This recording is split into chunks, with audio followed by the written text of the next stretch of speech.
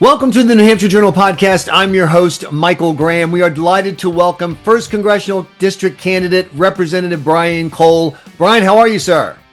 I'm doing fantastic, and thanks for having me on. Looking forward to Last time I saw you, you were hanging out with Senator Joni Ernst at a big fundraiser. I got to say, I'm bummed because we're doing this on video and audio.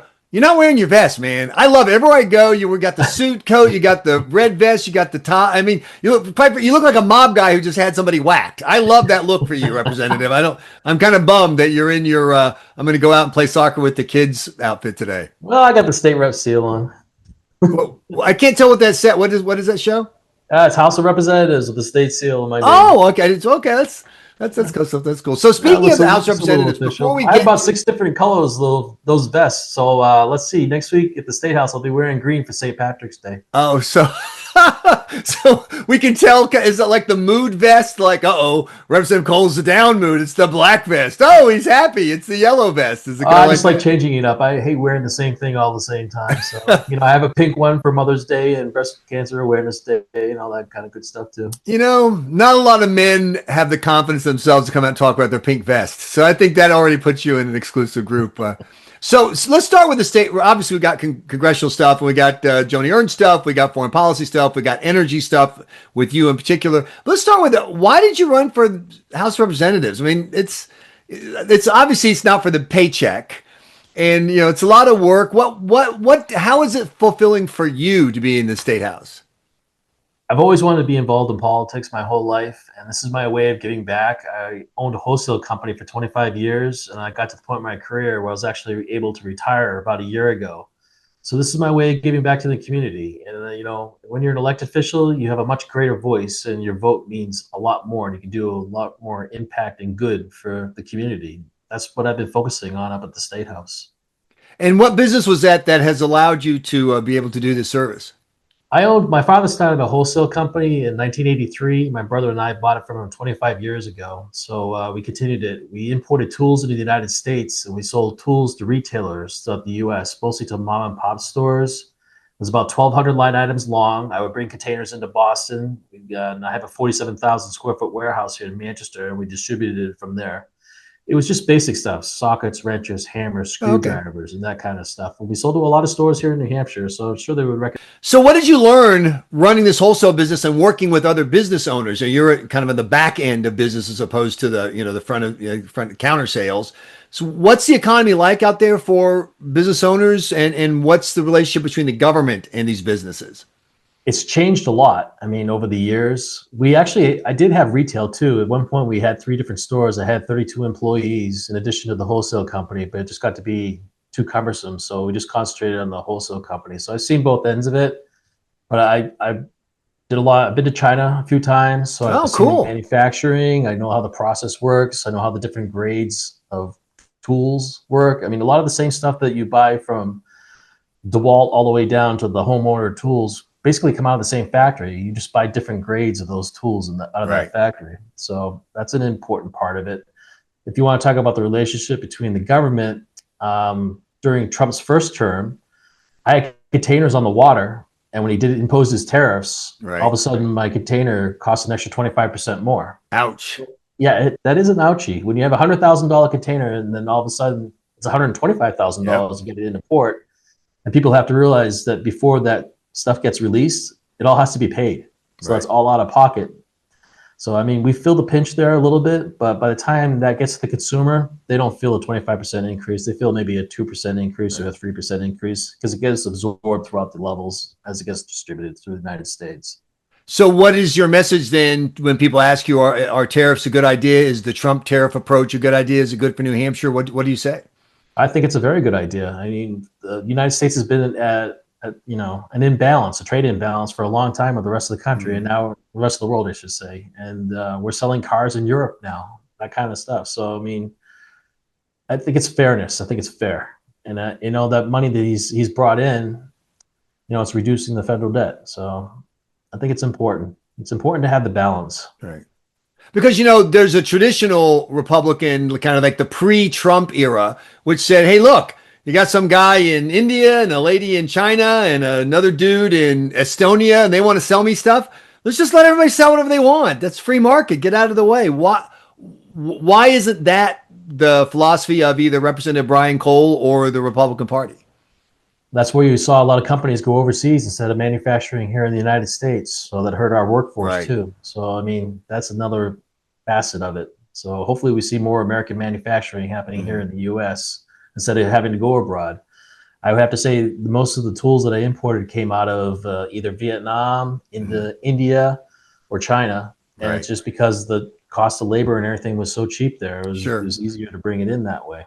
You know, price do affect sales. So Right. So and I couldn't source it here. If I was able to source something in the United Sure. States, I had it manufactured in the United States. But we had our own label called Yankee Forge. I have my own UPCs and everything like that. And whatever I could actually source in the US, I had made domestically, and we distributed it domestically. But there just isn't a lot of manufacturing here in the US anymore. Right. So if you get a chance to go to Congress and represent New Hampshire, what is the number one issue you want to work on? What's the kind of committee you want to be on? What's the thing that everyone goes, oh, here comes that Representative Cole guy. He wants to talk about blank. I would talk about energy. Okay. New Hampshire we're paying 30% more than the rest of the country on our energy prices. And we have to do something to fix that. I mean, that's something that hits home, and it talks about, everyone wants to talk about affordability. Right. That certainly is affordability. Right. My number one issue has been expanding the nuclear that we're doing here in the state of New Hampshire. And I actually, for the last 6 months on the campaign trail, nobody was talking about nuclear until I started talking about it all over the state. And now all of a sudden, everyone's talking about nuclear. The governor's talking about nuclear. Right. So when I go to Washington, I will help New Hampshire develop, more nuclear. We want New Hampshire to be the host state, have cheap energy prices here, and distribute that energy to the other New England states. Okay. We want to call New Hampshire to be the host state. That's what we want. Look, you can definitely see a model because of the politics of New England, where the one state that has that does the work on energy to make it viable to have an AI center and to become the data center hub of all of New England could be New Hampshire. I mean, certainly not going to be Massachusetts, Vermont, the way they're being governed right now. But the question that I have about nuclear is there's a lot of talk about nuclear, but when I talk to people who are on the tech side, they say, oh yeah, on paper it's looking great, but we are a lot farther away from a functional modular, by modular, I mean small on-site nuclear power, the kind of thing I hear people talking about, the kind of things you hear about in the state house with legislation. And what they're saying is New Hampshire's setting itself up to be a pioneer, but there's still a long way on the trail. So you tell me, where are we really for New Hampshire becoming a nuclear site that doesn't involve the kind of nuclear power that we see at Seabrook?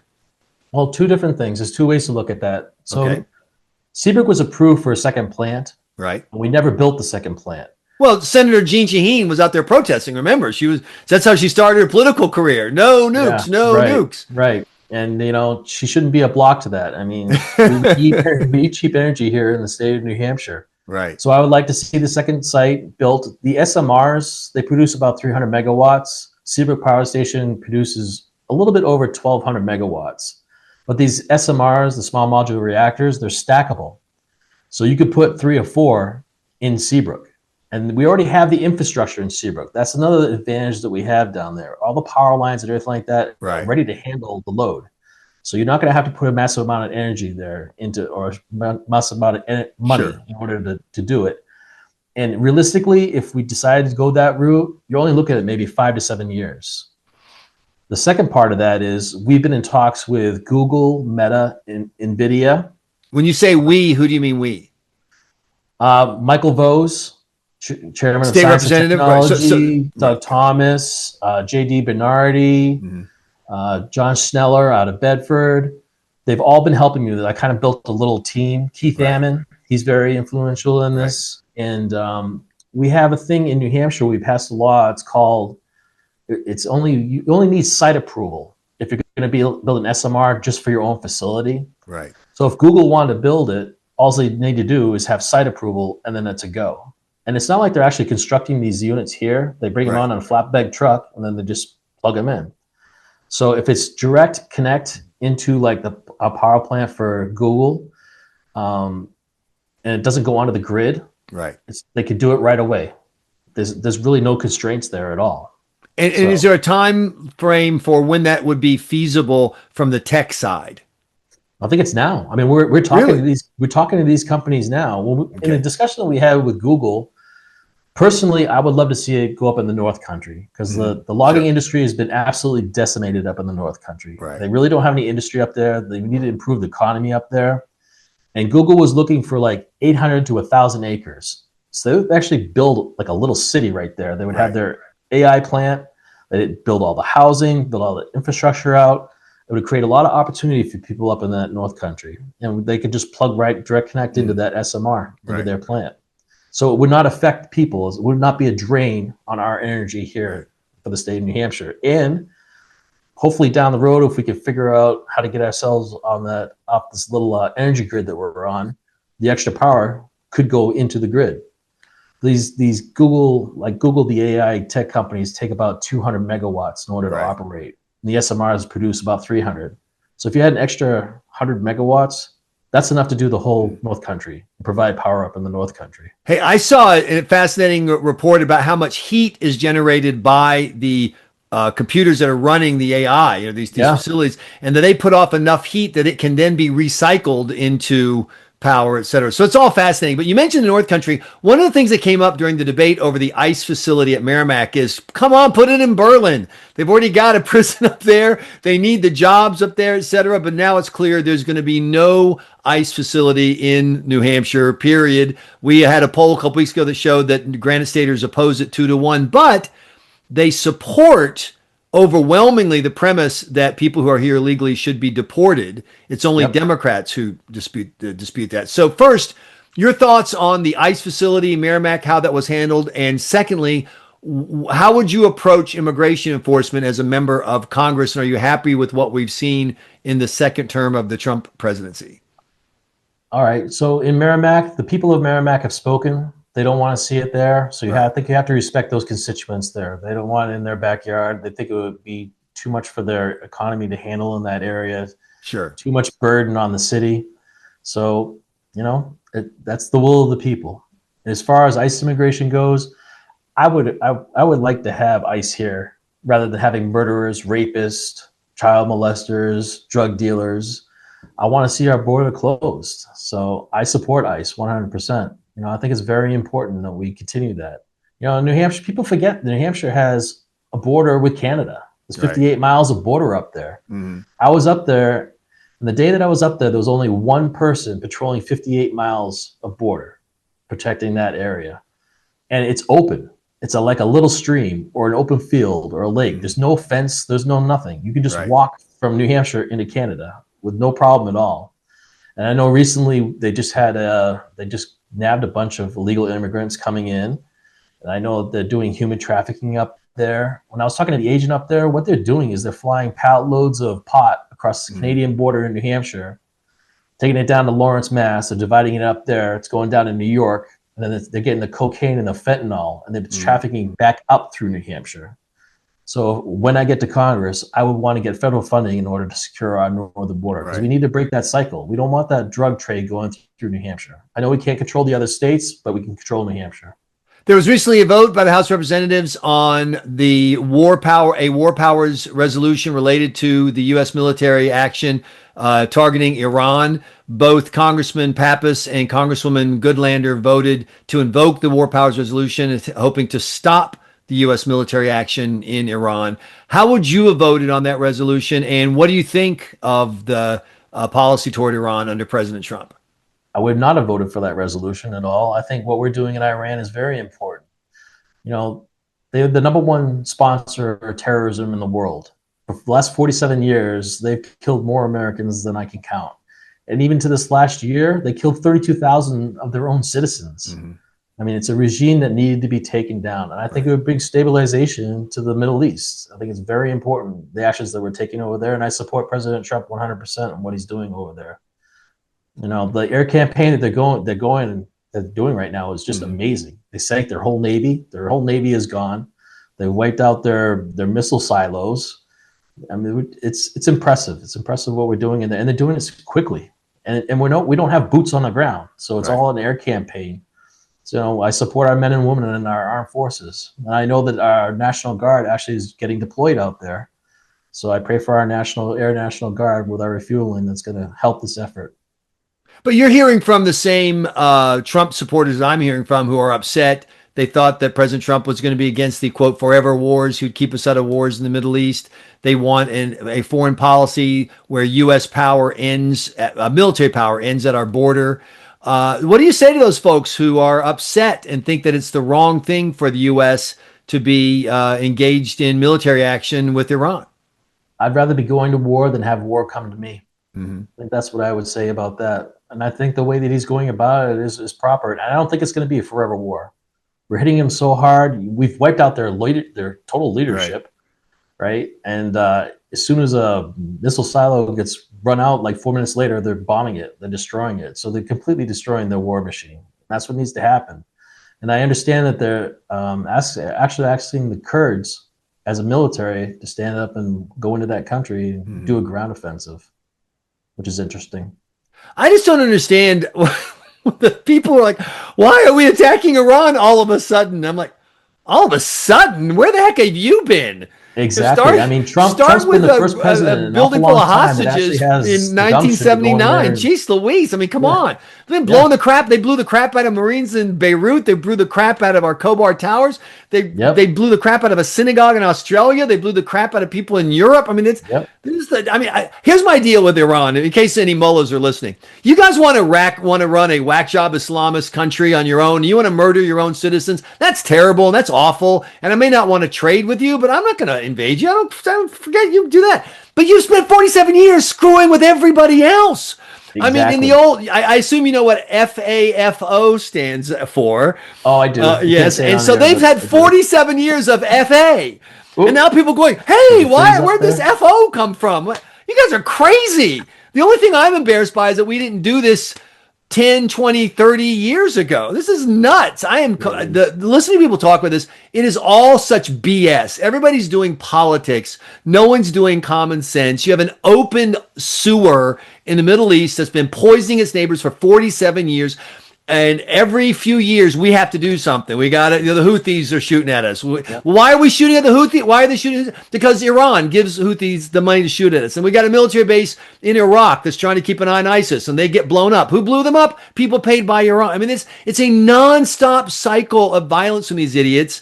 And and now they're like, oh, poor me, poor me. I'm like, what are you, crazy? Yeah, absolutely. Begging for this. Wipe them out. Iran, back before the Ayatollah came into power, was actually a much more progressive country than the United States. They had a lot of women in politics. They had a lot of women as CEOs. They had a lot of women involved in the industry. I mean, I hope that they can get back to that. That nation can actually be a very prosperous nation. If they could but the challenge, this is going to be a challenge for anyone who's in power, is like, for example, we've had 6 American military members die. That's terrible. But in the big picture of how the military works, I mean, you have 6 people die in a training mission. I mean, war involved, that's, Rush Limbaugh, the radio host, used to say the purpose of the military is to, kill people and break things. It's by definition that kind of thing. And if you're at a point where, I can't use my military unless you can guarantee me 0 deaths, you can't guarantee that in a NASCAR race. What are you, crazy? Yeah, and so you can't have a military if you use it that way. And my question to you is, do you think that the voters you're talking to can take a big picture view, or has this kind of instant reaction, Twitter, cable news, oh my gosh, X happened today, let's quit, it's all bad? I mean, how do you talk to people about big picture policy, whether it's tariffs that take time to work, or whether it's military operations in the Middle East? You're saying, I'm trying to change 47 years of history. Do you think you can get the voter, when you talk to voters, are they ready for that, or do they want a quick, I would hope that they are. fix? I mean, we're only 6 days into this war, right? Oh, no. I was watching national news as the war drags on. This whole 6 days. What the heck? The missile strikes coming out of Iran are down 90%. Yep. So, I mean, it's effective. They're getting the job done over there. And I think it's going to be swift. I don't think it's going to be something that's prolonged. But when you talk about, one of the arguments that politicians make is, look, we can only do so much because the voters won't let us. If the gas prices go up for 2 weeks, they're done. That's all they'll take. If there's if there's American military death, they're done. They're ready to quit. But you're talking to voters about big picture things, whether it's inflation or long-term energy policy. You talked about nukes taking 5 to 7 years, nuclear power. Are the voters listening? Can they hear that? Or are they focused right now on, right now, my groceries cost too much. Right now, gas is 20% more expensive than last week. I want that right now.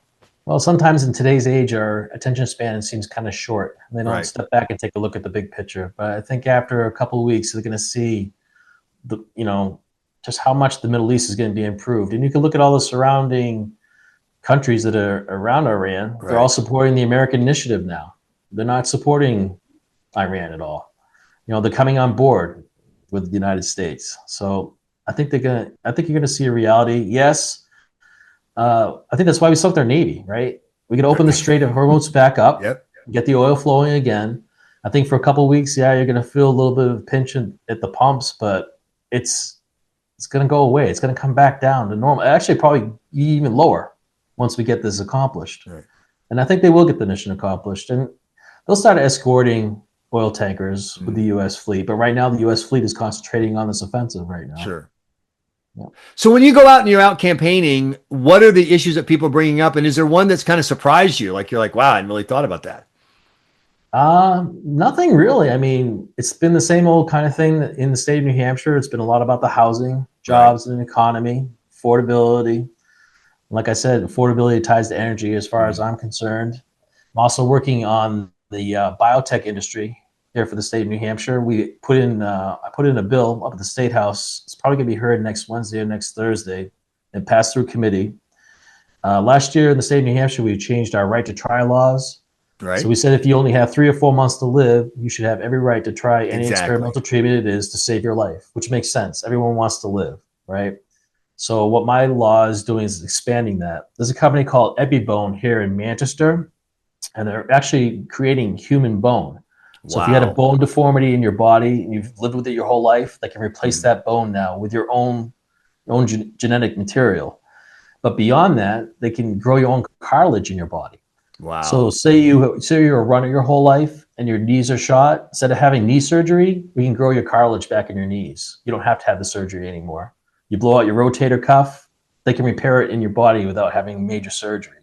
This is all next level stuff. So my law is expanding that, and it'll create more opportunity for these companies to come to New Hampshire, and they'll be able to do this stuff. American citizens should not have to leave the country in order to get these medical treatments that are available now. And I want New Hampshire to be the brain trust of that industry here. We're in a great location. We have the best laws in the country now with the right to try laws to bring this industry here. And, you get your treatments here. You're only 45 minutes from the best hospitals in the world down in Boston. So you get your treatment here, you do your recovery down in the Boston area. If we can we have about 9 companies that are ready to come in now. This is a $126 billion industry. That would be doubling the GDP of the whole state of New Hampshire, just this one industry. Right. It's a big deal. And I'll be going down to Washington. And I'll be talking in front of Congress and the Senate at the end of June about the biotech industry. So I'm excited about that. That's going to be interesting. So when you're in DC, say hi to President Trump. Where are you on the Trump scale? Were you a early Trump adopter? Are you a MAGA guy? When people ask you about Donald Trump, where do you put yourself? I support Donald Trump 100%. Yep. I wouldn't be a rubber stamp to all of his things that go through Congress, but I do support him. I support his policies. I think he's doing a lot of great things in the world. I mean, like him going down to Venezuela and getting rid of that Maduro. Right. That guy was a thug. He was basically the head of a drug cartel. Right. So, he's doing the right things. I think the world is standing up and watching, right? Right. They're paying attention. They're like, oh, this guy's not messing around. He's rip off the Band-Aid. He's a rip off the Band-Aid guy. He does it, he moves on. He's not easy to ignore, I'll tell you that. He just gives people attention. Now, is he helping you or hurting you when it comes to November? Will Republicans do well in New Hampshire in the November election, a midterm, where traditionally the party in power doesn't do particularly well, and in New Hampshire, where Republicans have not been winning federal elections? I think this election is coming up in CD-1 is going to be a little bit different, where it's an open seat. Now that Pappas is running for Senate. Our last 2 congressmen came out of Manchester. I'm from Manchester. I'm the only Republican in the race that actually has legislative experience that's running in the race. So I think those are very big advantages for myself. The first year when we went up to the State House, it is like a fire hose of information, learning how just to function up there. Right. I mean, it takes a lot. That's why when you see these people that go in the first term into Congress, they have no clue what they're doing. Mhm. It takes a while to get your feet underneath you. So when I go there from day one, I'm going to know what I'm doing. I'll be able to hit the ground running. And I'm already doing things to help the state of New Hampshire, like the energy and the nuclear stuff. I went down and I talked to the Department of Energy down in Washington already. And that's what spurred this whole thing. Going back to that, there's they're going to be doing a conference here. We just found out that they'll be coming to the state of New Hampshire and holding a summit for the state of New Hampshire about nuclear energy. And we're the only New England state that's going to be having that summit. And who's doing the summit? Department of Energy. Oh, excellent. Yeah, well, please let us know. This just came out a couple days. So this is exclusive for you. Scoop. We'll take it. A couple days ago. we want to cover it. When Jennifer Granholm was the Secretary of Energy, they kicked us out of her one appearance in the state of New Hampshire. They would not let New Hampshire Journal cover it. So, oh wow. Yeah, well, it's politics, blah blah blah, politics. And I guess my final question is, in this era where politics is so divided and people are screaming and yelling at each other and everything from war to how much sugar in your coffee is a political debate, what's your message to voters who say why does it matter if I vote for Brian Cole or Nat King Cole? What's the difference? How can it make a difference for me? I could say I'm pretty much middle of the road. And in my first term, the House was 202 to 198. Mm-hmm. So if you didn't go across the aisle and get consensus and work with the other side of the aisle, you weren't going to get anything accomplished. Right. And I think that was a big learning lesson for me. I learned how to work and get things done. I know how to compromise up there, and I know when not to compromise and hold my ground. Right. I mean, that was a big educational experience for me. So I have no problem working with the other side. And I would say 80 to 85% of the time, both sides agree anyways. Right. That 15% that's very, tumultuous. Sure. That people talk about, and that's all that gets reported because that's the exciting stuff that people are talking about up there. How can people find out more about the Brian Cole for Congress campaign? We have a bunch of stuff on my website, www.colefornh.com. You can go there. You can donate to the campaign. You can see all my positions. We have tons of material there. Everything that we've done so far. I mean, I've been working like a madman. I'm sure you've known that. Every night I'm going out, I'm going to events throughout the whole state of New Hampshire. I'm being well received. Being the chairman of the Manchester Republican Committee for 2 years. The first year I was the chairman when we got Jay Ray elected and we flipped Manchester red for the first time in 30 years. That was under my leadership. And then the following year we gained 6 state rep seats and a Senate seat here in Manchester. So I was proud to get those accomplishments done. But beyond that, I had done a lot of training throughout the whole state of New Hampshire. So I'm pretty well known with all the GOPs throughout all the different counties up here. So I already have a large network of people. And we'll be actually making an announcement this week coming up. I have over 100 state reps endorsing me now. So excellent. I'm pretty excited about that. I have a lot of support up at the State House. Well, we appreciate you joining us here on the New Hampshire Journal podcast. Thanks so much for your time. Thanks for having me on, Mike.